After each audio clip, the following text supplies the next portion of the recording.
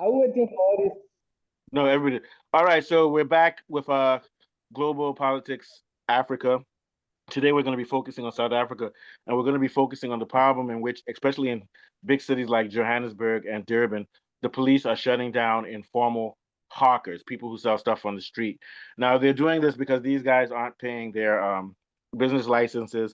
They're not located in a proper way, and apparently they're an eyesore for the Joburg, Durban, and these are trying to make themselves look beautiful and have business and in the proper areas, not just on the streets, because they think, oh, this doesn't make us look pristine and clean like America and all other places. My argument is that with the way the economy is now and with the way poverty is, these people who sell on the streets, near the bus stops, near businesses and stuff, are providing cheap foods for people who can't afford to go to ShopRite and all those big stores that are expensive. And if you take these things away, it's going to cause more crime, more poverty, and more problems in the inner city rather than having them there. So I think what South Africa needs to do and what people in Johannesburg needs to do is to give these guys 3 or 4 years to transition or a year to transition into better situations. But even when you do that, that means you have to pump money in to empower them and stop.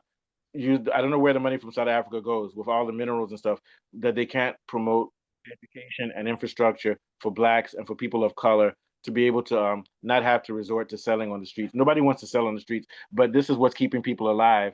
And they're also providing a service because they're providing cheap goods for people who can't pay. They can't even pay 10 Rand for eggs. So what do you expect them to do? They have to buy from the guys on the streets. And the guys on the streets are providing something that's keeping the informal economy in South Africa, just like Nigeria, just like in America where they sell cocaine and weed, is keeping the country afloat. So until we address the other problems as to why we need to have hawkers on the streets, we have to let these guys do what they're doing, but give them some small regulations. If you're going to charge them, give them small charging, and also pump money into entrepreneurial development so that in the future these same guys hawking on the streets can become independent suppliers of food and things other than the big companies like ShopRite, Checkers and stuff, which are owned by rich white people. What are your thoughts, Mr. Kunle? Yes, you see, hawking on the street is symptomatic. Nobody likes hawkers because it shows that your country is failing and that there's a serious poverty issue. There are two ways to approach the problem of poverty on the streets. Number one, just clear them out. Mm-hmm. That's quick, that's good for optics, and everybody feels, oh, he's doing a job. But you see, they're human beings, they're not chattel. So when you clear them out, you're not clearing them out, you're creating another problem. It's sort of you're masking the problem. In Yeah. order to deal with the problem, you have to create opportunities so that those people do not need to hawk on the street because they are not. Nobody wakes up in the morning and there's nobody on earth that says, "Oh, when I grow up, I want to grow up to hawk on the street and not pay taxes and be running." Nobody dreams to do that. Kule, unless it's an American rapper, I want to sell drugs in the street. you know so if you fail to approach that issue, you're just playing to a crowd, and the crowd you're playing to are the rich and powerful. As we know, the weakness of democracy is that it always ends up in an oligarchy state, where the few benefit, whilst the rich are fooled into serving the poor, are fooled into serving the rich. They are divided and taught just enough to serve the rich without being taught enough to be independent for themselves. So it is very unfortunate that Yeah. all they're doing is clearing them out and they have no plan to actually facilitate these people into some kind of employment. All you're doing And is also Kule, you're just doing it for the camera. You're and not Kule, solving the problem. also if you clear them out, there will be more crime because people who are able to buy cheap goods, which aren't even good to eat and live, will won't have those cheap goods. So they say for me to make more money to buy from the formal places, I have to get involved in crime. You Yeah, get and me there'll be, saying? but there'll be crime in poor areas. And as Yeah, we know, as we've seen, the poorer you are, the less your life is valued. So if there are 1,000 more people are going to die in a poor area, it's good for the president because no one's going to talk about it because it's in a slum. So they yeah, don't care. yeah, And they don't see the need or effort to care about. about them. Once they solve the problem in the optics of the rich and powerful and the ignorant, then those Yeah, people who are actually suffering, their voice will be shouted down. And even the other poor people will support these rich people and continue with the madness. you're right. Um, they need socialist policies and social reform policies in order to sort out that problem.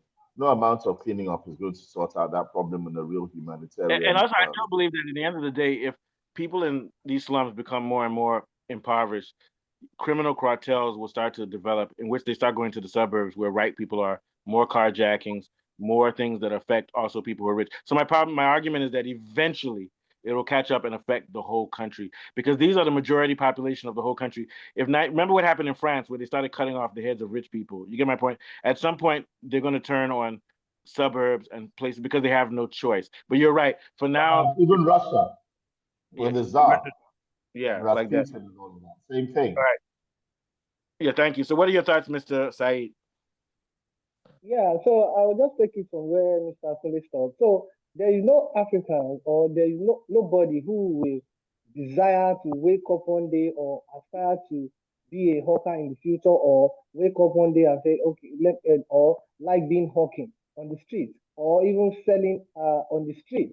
So I don't think there's anybody who will aspire to become that kind of person. So that aside, so I want to say, I want to put this in a broader aspect, like this thing is happening, same thing in Nigeria, same thing in Lagos State, that you see our Lagos State government, they will chase out all these local street traders from where they are selling just because they want they are saying that they are dirty or they are it is not good for Lagos City. They are trying to like okay now doesn't that shows that your people are poor? Okay, that aside again, why can't our government why can't they just build an affordable and nice looking market for these people? Okay, if you want to move them away from the streets, build a very good and affordable market that will be in a very good location that they can still sell the same product that they are selling at that spot. You understand me? But our government won't do that. If they even try to do that, the market that they build, these street traders, they won't be able to afford it. Yeah, So they are not even doing, I mean, they don't have that empathy. They don't even care. Like, why would our government be doing something for the masses and their people as if they are doing them a favor? Are they not supposed to serve? Are you getting my point? So the same thing that is happening in South Africa now, it is same thing happening in Lagos, in Nigeria. yeah, You will see our government. You will see our government. They will be like they will say they don't want street trade, But what is the alternative? You know that these people are low come earners, so you know that they can't have that kind of money to rent a big shop or a shop in a very modernized place or something. So why can't you just create or build a market for them where they can, without their same low income, they can pay for rent and still, be in a very conducive environment. It's more like a win-win, but our government won't do that. They just want to weaken, and I think they wanted. It is intentional. They want to continue to impoverish their yeah, citizens. yeah. I mean, that's So just here, it. it's two things. Number one, like you said, the first thing they have to do is build infrastructure for informal economies for people who are really poor. They're so corrupt Yeah, micro businesses. they're so corrupt that they don't want any money that's generated by revenue from the country to go towards that because they want to use it to buy more Mercedes and to go to travel. Same Second of taxpayers' all, money. they have an inherent hate for the poor. They look and say, "Look at me, I'm rich. Look at the poor." They have an inherent rate. And third of all, they don't want the poor to become economically stable because that knows that it'll become a challenge to their deceptive games that they're playing. What It's do you think? intentional. Yeah, what do you think, Mr. Kunle? Yeah. And I'm talking Yeah, about Joburg, not just Nigeria. Go ahead. Yeah. Mhm. it's the same thing around the world. I mean, it's a no-brainer because of the politics of what we work now. These African countries follow the dictates and the systems of their former colonial masters. And their former colonial masters operated systems within which you were able to um, make the poor believe that they're of more value staying poor whilst the rich continue to enjoy their position. And they managed to work this into democratic systems. by demonizing socialism as communism, and therefore something that should be frowned upon. And because it's frowned upon and looked at as extremist, or the idea that the state should provide, because it's been demonized by the oligarchy within democratic systems, when we talk about um, state intervention, we sound communist and we sound evil, but it's a bit of common sense here. Um, you need to provide opportunities for poor people, housing, what did Fela say? Food, light, house. So House with the so AC. House with the AC. you need food, water, light, and housing, and then you need something to do. You need something to do to be productive. You need You to also need have pastimes. We education, also need training. pastimes. Every human being needs pastimes. Yeah. When you Yeah, set just up a basic. city, All these are basic amenities that they Yeah. should yes, provide without stress. every yes, there's enough food in the country to feed everybody. There's enough work to be done. But if we have Yeah. too many, we have a lot of things that make it difficult for people to work and function because we're not providing the infrastructure. Because when you're responsible with the infrastructure, the businesses can grow, and the businesses can grow, then they can employ people and increase and improve your economy. And they And pay then more you have tax. to be Yes, and then you have to be responsible to provide the infrastructure to sustain that economy, like affordable transportation. Like China doesn't do planes, they do trains. Their trains are so fast, there's faster traveling across China than a train and a plane. And their trains can go all the way from China to Newcastle, England with goods from trains all the way from Europe, Asia to Europe. And it's faster and more efficient. Yep. Yeah, and they've taken so many people out of the poverty line in Oh yeah, China. China has brought more than 1 billion people out of poverty in the past 30 I years. think Yeah, I think we Africans are just deceiving ourselves. I'm talking about we, the normal citizens, we the masses. Like we are just deceiving ourselves if we continue to think that this system that we are practicing in Africa will work for us until we come together and address the way we want our system to work. We should be towing the line of China. If if we don't have a rule of law that can say that if you steal a government, if you steal the government money, you should be dealt with, not even just dealt with, you should be crucified, you should face firing squad, just like what is happening in China.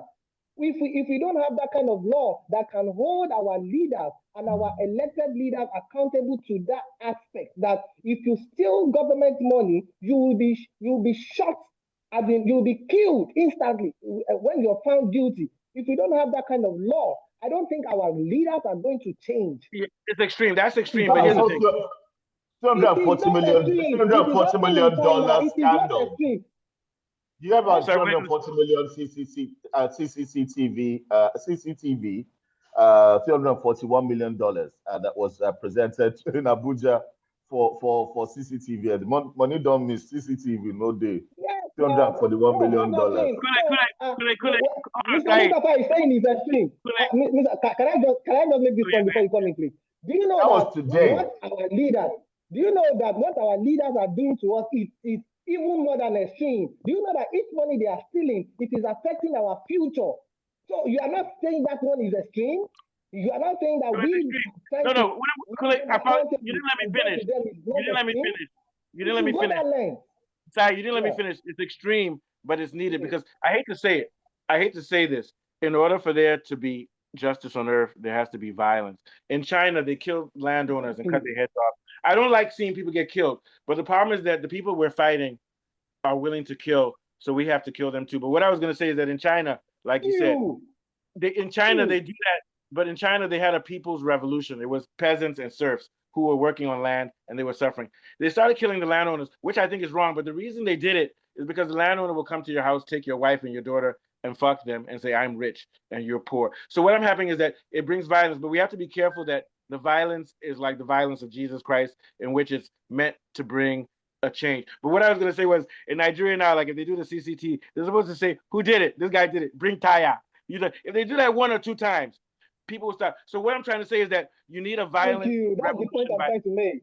So, for example, if I'm in Thomas, Nigeria, and I'm in a market, I won't steal anything. You know why? Because I know what will happen to me. I'm not saying that I'm not a proponent of violence, but the world is violent. For example, Henrietta! huh? Sorry. No, the world is I'm just violent. Israel is killing Palestinians. So Palestinians have no other option but to kill Israelis. So the point I'm making is that let's forget about violence. What there needs to be in South Africa or in Nigeria or in Africa is a people's uprising. That's where communism starts. Communism starts from a people's uprising where they say, we are in this together and we want to allow corruption, because if we allow corruption, our whole culture and society will fall apart. What are your thoughts, Kunle? Then we'll get out of here. That's why I started that my statement as saying by saying if we Africans don't rise and try and change the system we are practicing right now, nothing is going to change. We all have to stand together. No more in South Africa, I hate Nigerians or Mozambicans.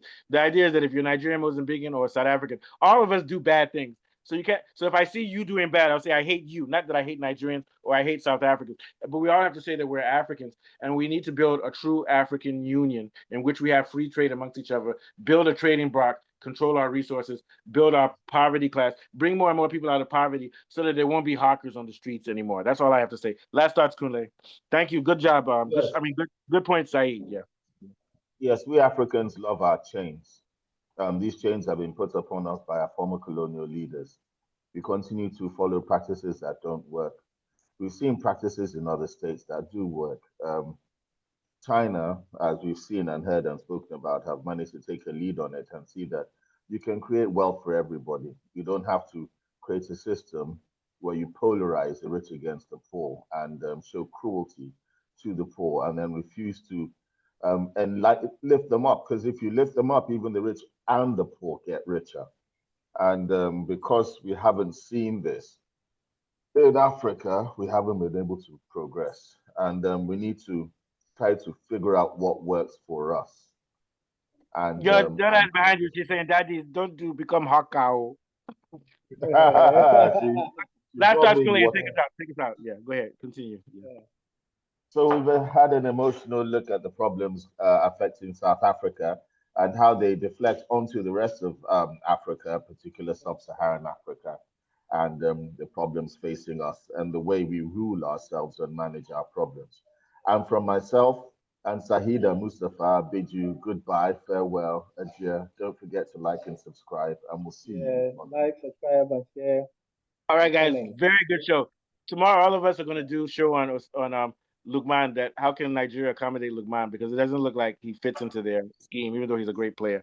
But that's a story for another day. Thanks, guys. Very good show. Okay.